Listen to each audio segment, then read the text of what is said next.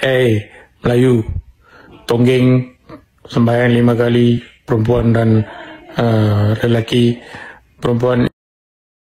Sebab itulah tuan-tuan, saya ni banyak kali dah saya cakap, saya ni cukup tak berkenan, cukup meluat, cukup benci lah tuan-tuan dengan benda-benda perkauman ni tuan-tuan, tentang isu-isu menghina agama Islam, menghina agama bukan Islam ni kan. Saya cukup tak suka tuan-tuan. Sebab apa tuan-tuan? Kepentingan dia hari ni adalah untuk menjaga perpaduan.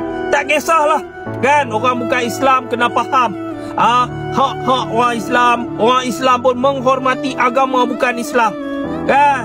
2-3 hari lepas ni kita tengoklah DJ radio yang dikatakan menghina agama Hindu, agama bukan Islam ni tuan-tuan. Mereka pun minta maaf kan, serahkan kepada pihak berkuasa ambil tindakan kan. Dan saya pun tak suka tindakan ada 2-3 orang wakil mai jumpa DJ ni nak heret dia pi kuil ke apa. Saya tak suka benda tu. Cukup biar pihak berkuasa ambil tindakan.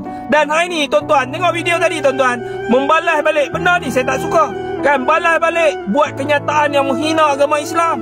Dan bila jadi macam ni, masing-masing pakat tak puas hati, masing-masing pakat berdendam, masing-masing pakat ungkit isu nu hampa dulu hina agama Islam, isu stoket, yang hak orang Islam ni pula ungkit isu adib, hak orang bukan Islam pun ungkit isu ni.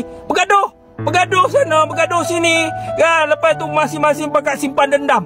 Dendam, tunggu masa nak meletui kan. Bila jadi macam ni tuan-tuan, pakat bergaduh siapa yang rugi? Kita rugi tuan-tuan, bangsa kita, agama kita, negara kita. Sebab tu saya tak suka ahli politik ke bukan ahli politik ke, siapa saja tuan-tuan mainkan isu macam ni tuan-tuan. Tak suka. Kita ni puluh-puluh tahun kita hidup aman damai, hidup dalam masyarakat majmuk kan. Faham, tak kira lah orang Islam ke orang bukan Islam, faham ada garis batas yang kita tak boleh lintas kan. Ada borderline dia, ada red line dia, jangan lintas benda ni kan. Masing-masing hormat kan, masing-masing jaga sensitivity kan. Hang bagi orang Islam, hang jaga ni, kita tak boleh hina agama orang bukan Islam. Hang orang bukan Islam kena faham ni hak-hak orang Islam, ni garis panduan, hang tak boleh hina ni, tak boleh pertikaikan hak-hak orang Islam, hak orang Melayu dalam perlembagaan. Faham benda tu.